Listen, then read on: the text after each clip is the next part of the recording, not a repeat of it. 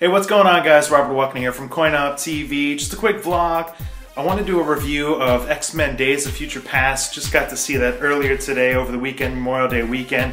I know it came out a couple days ago and a lot of you guys have already put some of your comments out. And also stick around because after I talk about Days of Future Past, I'm going to rank my favorite X-Men movies from top to bottom, which one I like the most, which one I like the least.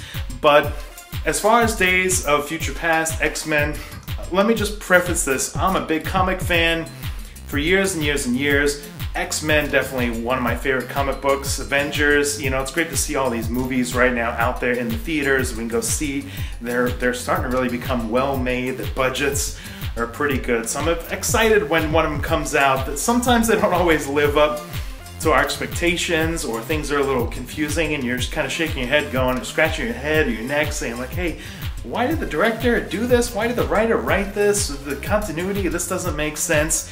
And there's a few moments in X-Men Days of Future Past where I felt that way, where I was kind of leaning over to my buddies saying like, hey, I don't get this, but wait, that doesn't match that. And I'm trying to get into the rebooting sort of vibe that we had with First Class, with the last X-Men movie, and how they're kind of merging and coming up with new things to sort of, you know, kind of semi-reboot the franchise. But anyway, let me just say this. Really liked X-Men Days of Future Past. Very fun movie. Started off great. I mean, the scene in the beginning with all the Sentinels attacking all the mutants there, and we're seeing all like these different mutants that we haven't really seen much of in any of the movies. I mean, if you're familiar with the comics, you know, Bishop and Blink and, you know, Warpath and some of these characters. And then, of course, we get to see Professor X, Magneto, the original ones, or, you know, the older versions of themselves. By the way, there may be some spoilers in this review, so if you guys aren't into that, you know, click on a different video, or don't hate if I give some spoilers away in this vlog.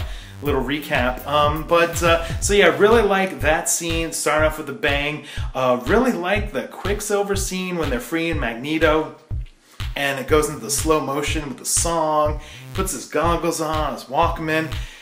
To me, that was the best scene. I almost want to see like a Quicksilver movie now. Some punk kid who can run fast, you know, speedy, and you know, it's just a little bit of a brat when he's a teenager, and you know, kind of taking advantage, playing ping pong with himself and Pong on the computer and just doing a whole bunch of things.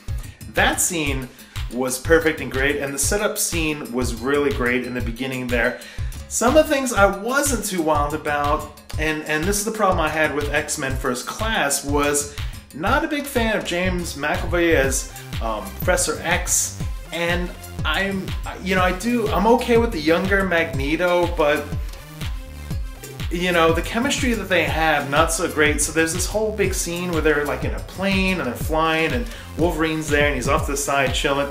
Wolverine does such little in for Days of Future Past. It's kind of weird having him in the movie, you know, since he's had all these side movies and he's been such a star for some of the other ones. But there's a scene on this plane where they're talking and reminiscing and blaming each other for things that happened, why Mystique is, you know, ran off from Charles and can't control and stuff. And just not into the chemistry with those two actors and those scenes. But most of the other things I really loved. I mean, Magneto, young Magneto now, was back. You know, Fassbender was doing a little better. You know, he's kind of gesturing with his hands, you know, kind of real proper and smooth and really Magneto-like. You know, I mean, you know, there's these amazing covers with X-Men comic books for years and years, and Magneto's are on a lot of them. He's just has these awesome poses and things like that, and it's kind of felt like that came back from the comic pages into the big screen. So really like that.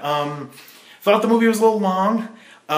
You know, I don't know what it is, and I know Andre and I have kind of said this when we're doing some of our reviews, that where are like the 90-minute comic book movies? Can we just get in and out? Can we get a bad guy, a love interest maybe, a good guy, a bad guy, and a simple story that I can kind of follow along? And this was a little on the long side, but you know, it wasn't the worst thing about it. It was just like, I know that they want to fit a lot with the future X-Men and then the past X-Men, and you know, that was a little weird. And then speaking of the past, another pet peeve of mine that I had was there's something weird about them trying to make this kind of real true to life, like having JFK and Nixon and shooting little shots in like 16mm Super 8 film when Mystique is running around there outside Washington, D.C. Again, I was kind of, that was a scratching my head moment, sort of like, I don't get it. Why, like, we're in a movie here. It's cinema. It's, you know, 2014. We know that stuff happened, but we know that it wasn't the mutants and X-Men, and you're not fooling anybody there, Bryan Singer, so, you know.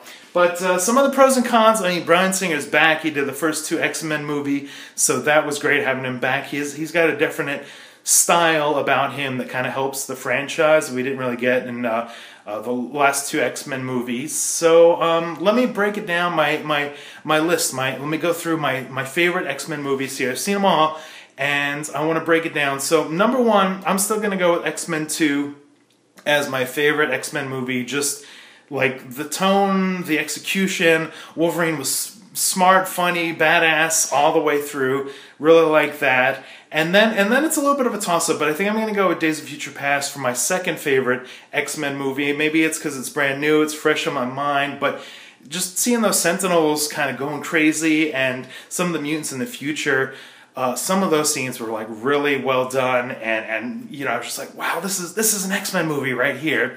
Then after that, my third choice I'm going to say is the first X-Men movie, the first Bryan Singer X-Men movie. I know the budget was kind of low, but you know, we were waiting for that X-Men movie for years as fans, so that was really good. It still holds up, I think, to this day, even though, you know, it's not as epic as some of the newer ones. And then next, I would say, I guess I'm going from top to bottom. I would say probably X-Men First Class.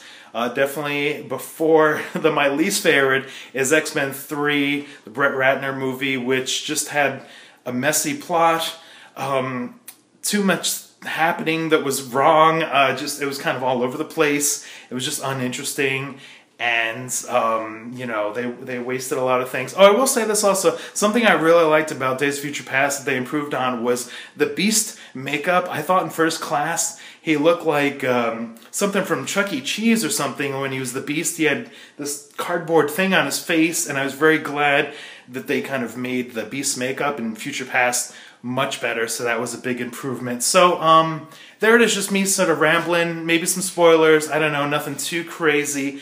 Let me know in the comments below, you know, rank your best X-Men movies, if you've seen them all, or which ones you like the most so far that you've seen in the comments below. And let me know if you liked X-Men Days of Future Past. Maybe let us know what your favorite scene was. I'm curious to see if you guys were as wild about the Quicksilver scene as I was. I really thought that was great. So for CoinOpTV, we'll see you guys next time.